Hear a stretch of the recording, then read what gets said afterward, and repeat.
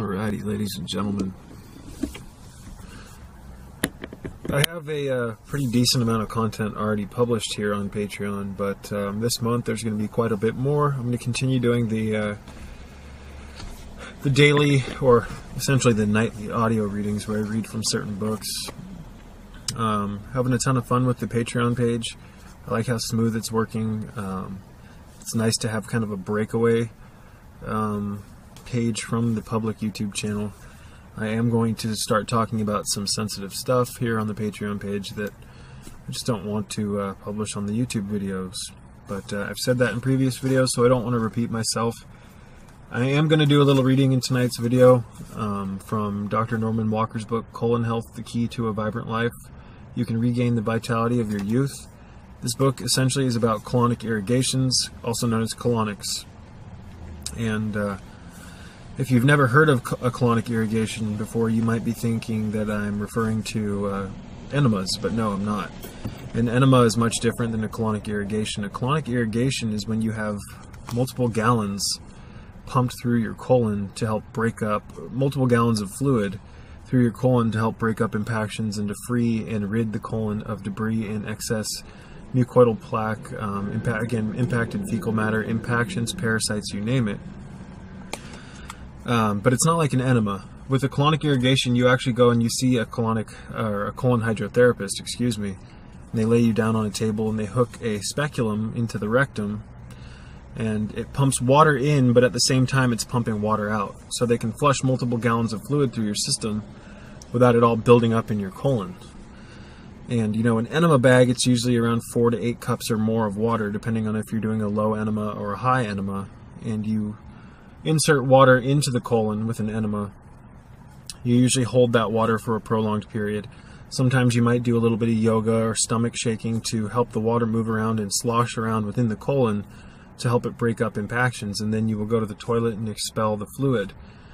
So the difference between an enema and a colonic irrigation is that water's moving in and out with a colonic irrigation and washing the colon, whereas an enema, you're just putting a predetermined amount of fluid into the colon, holding it, and then expelling the fluid, discharging the fluid. And you know, a colonic irrigation, excuse me, in my opinion, is much more effective than a typical enema, because you have a constant flow of fluid, gently scrubbing and moving along the walls of the colon, and the pressure from the water as it moves in and out actually helps break up these impactions. And I'd say just about 99% of the people that I've communicated with about colonic irrigations are just, they're essentially, in my opinion, they're kind of a miracle tool for our health. It can help us get from point A to point B much quicker with our health, with our colon health essentially, than enemas or herbalism, you name it. So to me, it's kind of, colon health is such a prerequisite to health because within the colon there are relay centers along the walls of the colon that are intimately and directly connected to all major organ systems. So let's see here if I can find a demonstration of that. If you guys look at this picture, you'll see that there's parts on the walls of the colon connected to pretty much every other part of your physiology. So the pancreas, the spleen, the stomach, the heart, the gallbladder, the parathyroid, the pituitary gland, the pineal gland, you name it. So to me, that's why colon health is so essential, because if you have waste inside your colon connected to other parts of your physiology, it will damage those parts of your anatomy. So I'm not sure if that last sentence made sense, so we'll rephrase that. If you have waste inside your colon, in the area of your colon that's connected to your eyes or your gallbladder or your parathyroid, you will experience symptoms within those parts of your physiology because there's waste inside your colon, and that part of your colon is connected to that particular part of your anatomy, your physiology. And most of us here in the West have a colon that is severely toxified. The colon essentially is a garbage dump. It's the last part of your physiology where you pass waste through before it gets eliminated, but we don't really have garbage dumps anymore in relation to our colon. We have what's known as a cesspool. It's become a toxic bog. The constituents, the leftover matter, the wastes, the impacted fecal matter in our colons sometimes is months or years old from bad dietary habits, improper ways of eating and eating the wrong foods, these foods leave residues.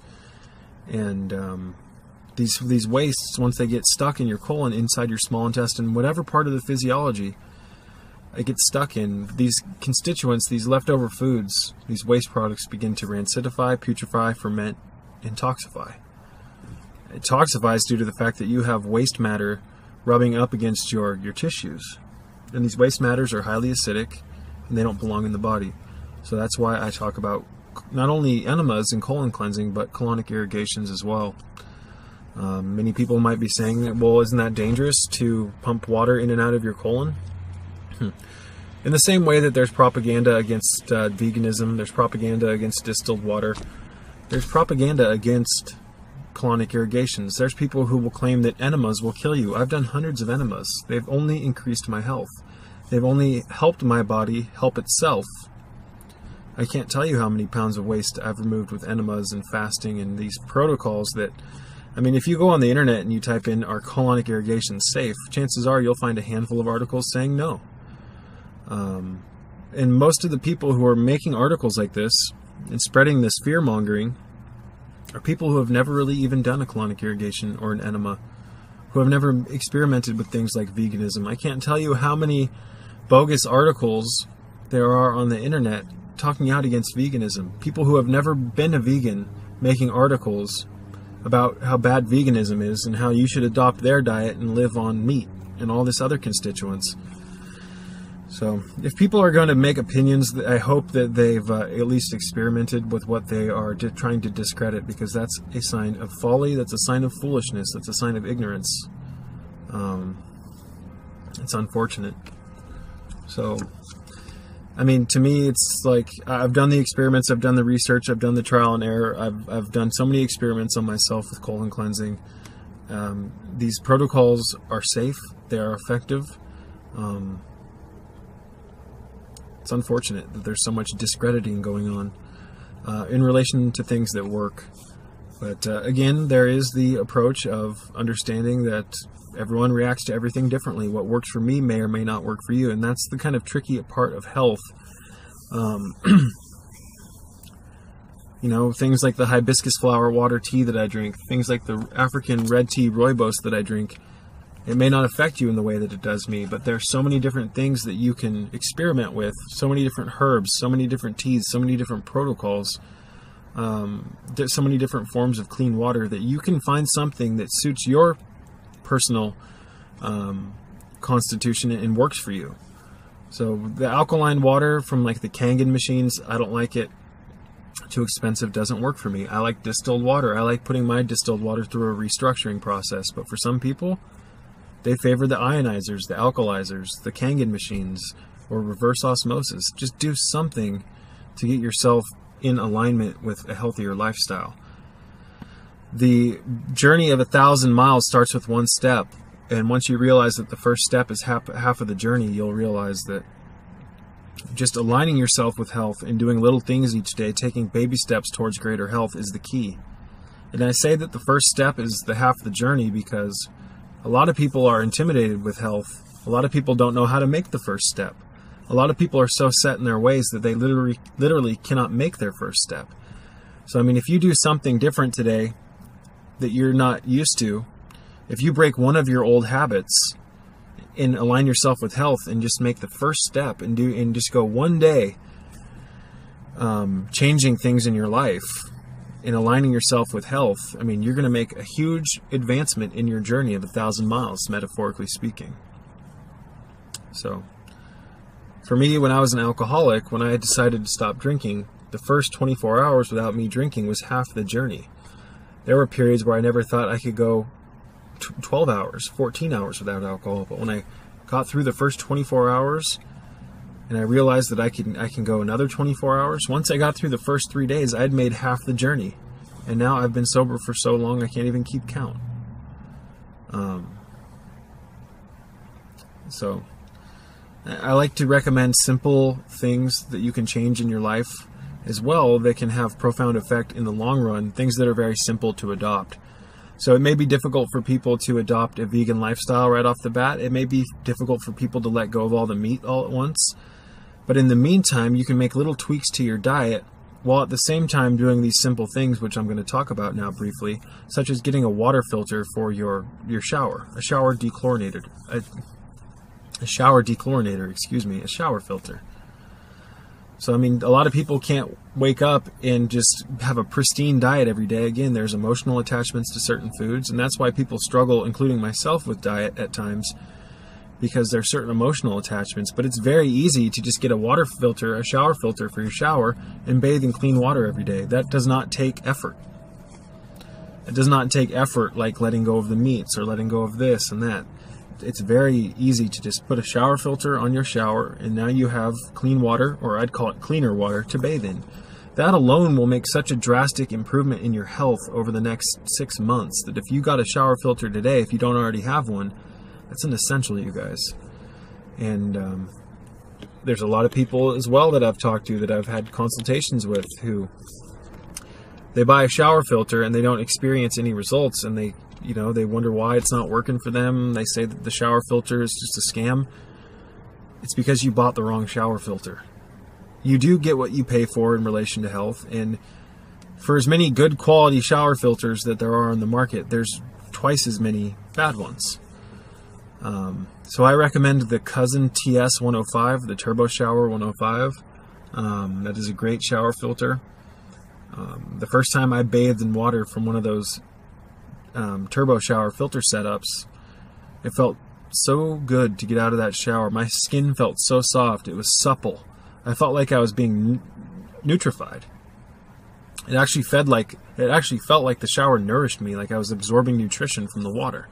And that does indeed make sense once you realize that tap water that you bathe in or shower in, wash your hair in, you name it, is filled with chlorine, hydrofluorosilicic acid, different pipe residues, scaling lime, inorganic compounds, parasites, plutonium, radioactive elements, disinfectant byproducts, you name it.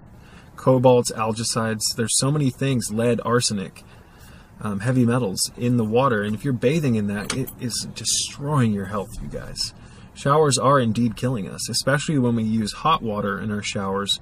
Not only is the hot water opening our pores, and this tap water, this toxic water, is going into our system via the pore portals, but you're also breathing the steam. It's getting into the lungs. You're freebasing these constituents. So, a simple shower filter, that is an essential prerequisite to my protocol, but you need to get the right one. I've done so many experiments with so many different forms of shower filters, shower filtration methods.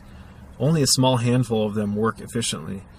A lot of the cheaper ones will work for like the first, 20 to 30 gallons, and then they'll stop working because a lot of the filter media that these cheaper filters are using can't withstand high heat from the hot water.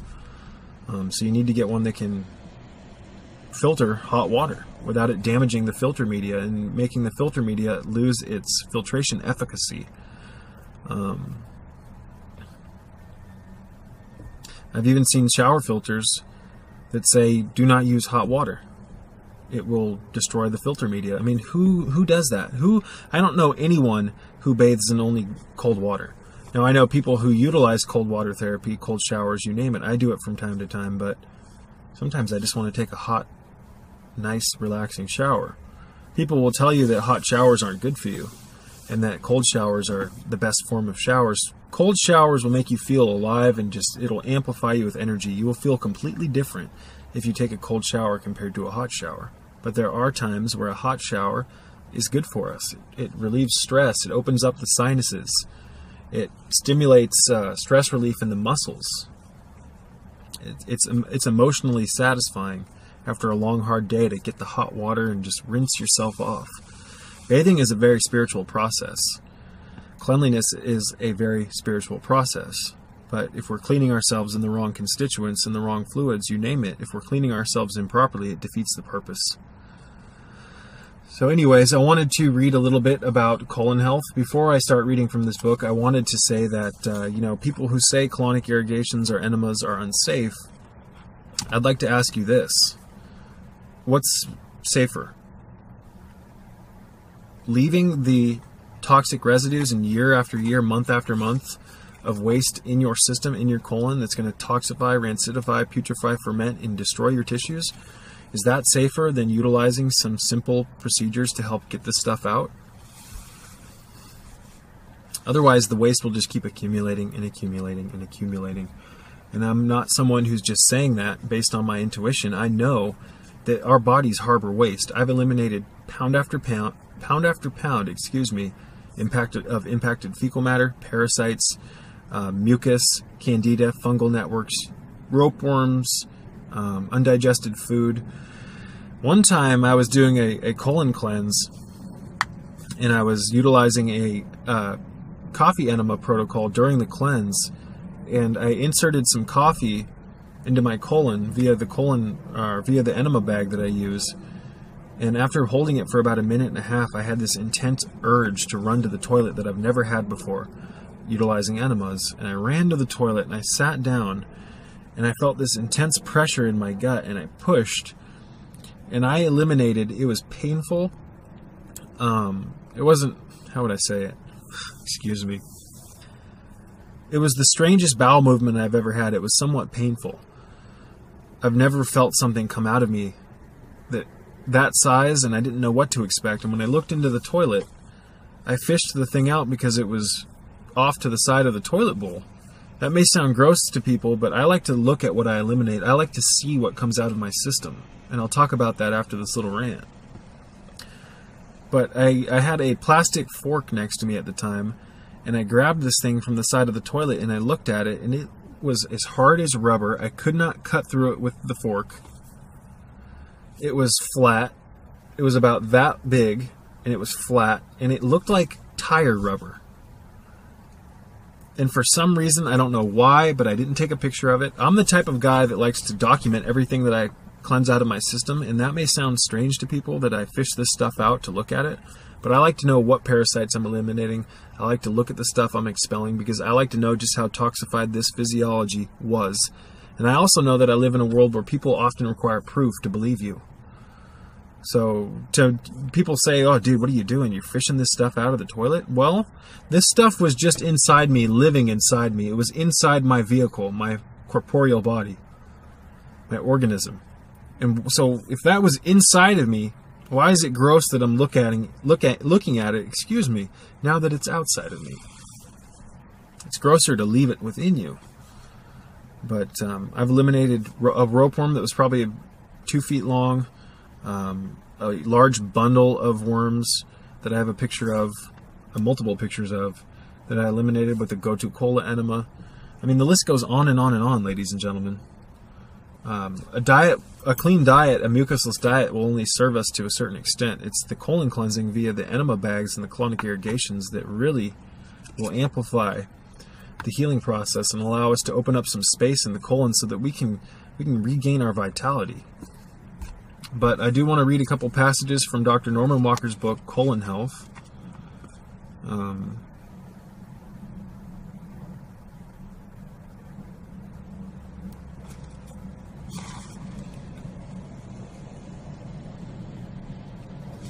Excuse me one moment, you guys.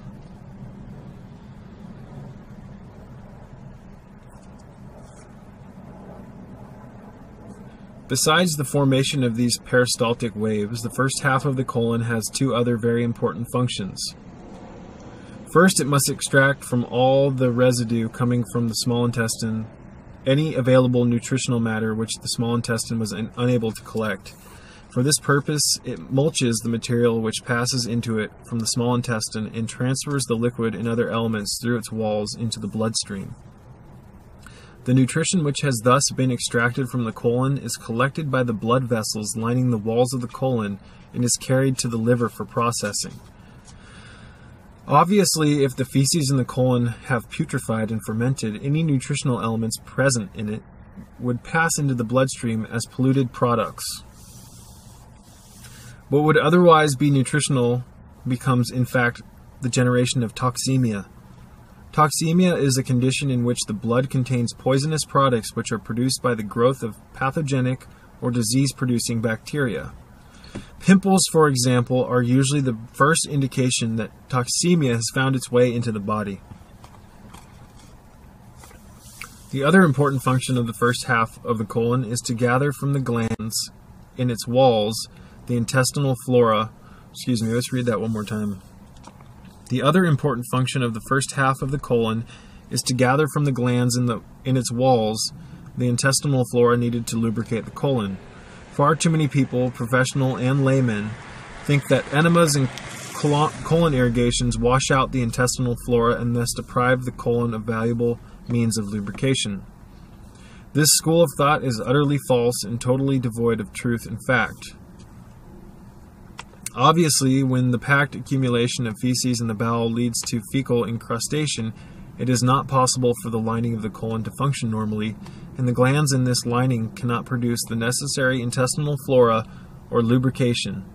Such lack of lubrication only serves to intensify a state of constipation and to generate toxemia. So yes, colonic irrigations and enemas are somewhat unnatural. But sometimes, due to the fact that we live in an unnatural world and we are plugged full of unnatural byproducts from unnatural foods and living and habits, we have to resort to unnatural measures to unplug these unnatural accumulations.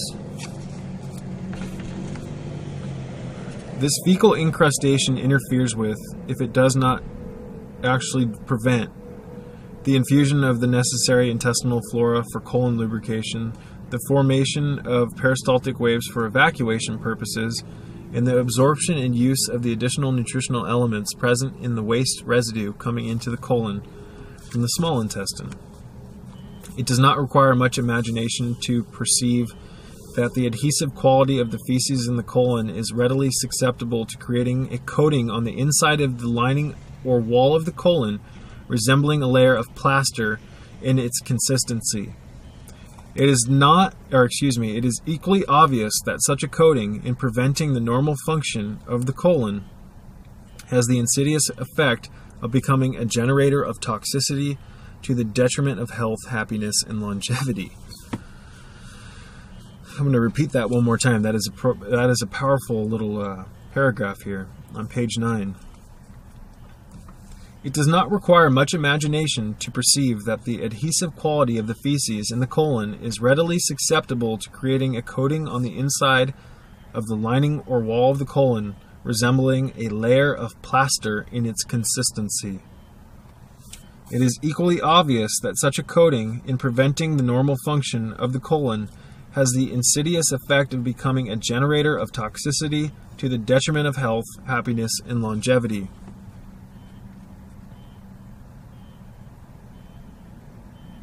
The prolonged retention of feces and stale waste matter in the colon may, and frequently does, result in the blocking of the passage within the colon, making it impossible or relatively impossible to have a bowel movement.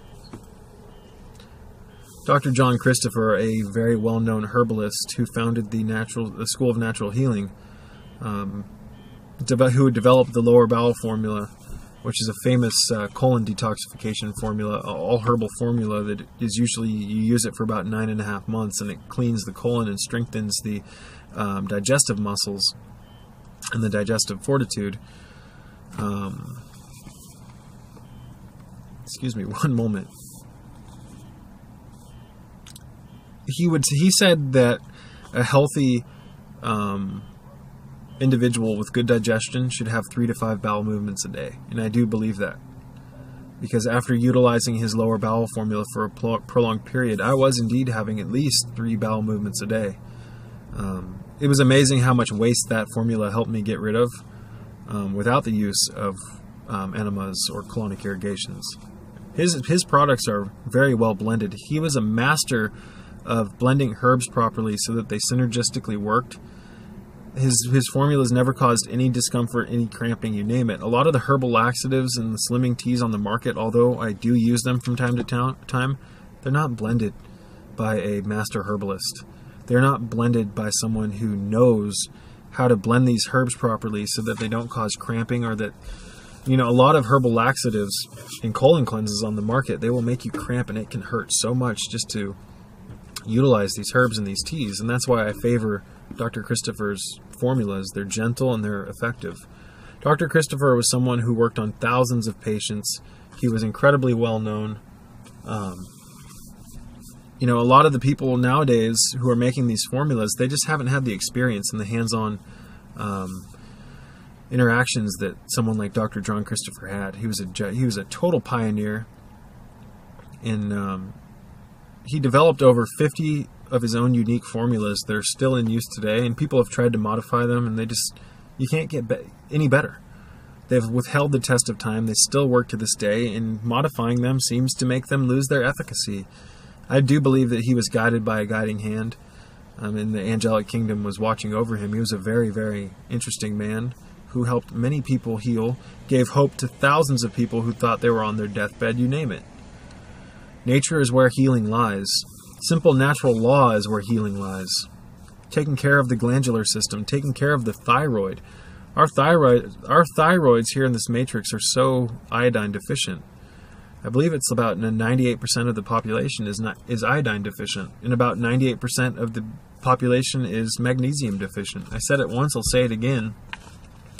I've said it in previous videos, and I'll continue to repeat it. In 1976, the U.S. Public Health Department said that only 1.5% of all Americans were actually healthy. Again, in 1976, the U.S. Public Health Department said that only 1.5% of all Americans were actually healthy. And we're here in 2017, and the statistics have gotten worse. You can find that statistic in Dr. John W. Apsley II's book, The Genesis Effect, Spearheading Regeneration with Wild Blue-Green Algae. Great book. Surprised I haven't read from it in a video yet.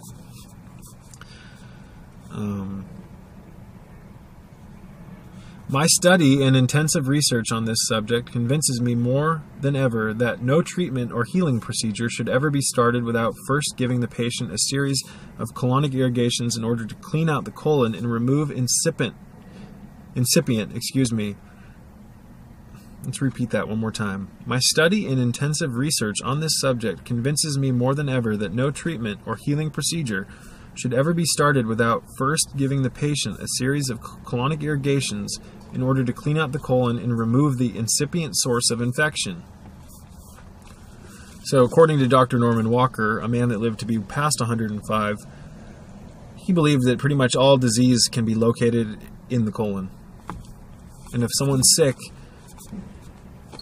their colon's sick. And by removing the waste and getting some life back to the colon, every other part of the physiology regains some of its vitality, its youth, and its strength, because every little part of our physiology, whether that be the pineal gland, the pituitary, or the thyroid, it doesn't matter. It has a connection to the colon. There's no ailment, sickness, or disease that will not respond to treatment quicker and more effectively than it will after the administration of a series of colonic irrigations. So I'm going to wrap this one up. I need to get some water. My mouth is super dry. I may continue this after I get water, but if not, thank you for watching this video. I have been reading from Dr. Norman Walker's book, Colon Health, The Key to a Vibrant Life. You can regain the vitality of your youth. This is an old book that is still heavily popular today because his words of wisdom continue to echo into the present moment.